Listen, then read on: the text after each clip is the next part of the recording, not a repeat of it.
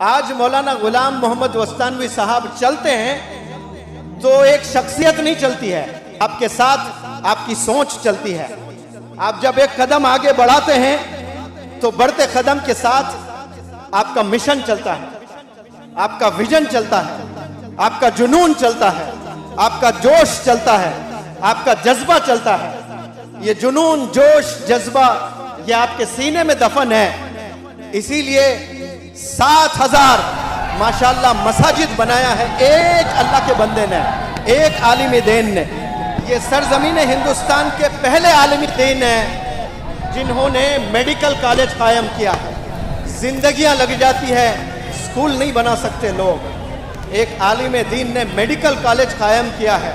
1980 کی بات ہے، یہاں کیا تھا اور کیسا تھا ہوگا، اور ایک چھوٹا سا گاؤں جس کا نام وستان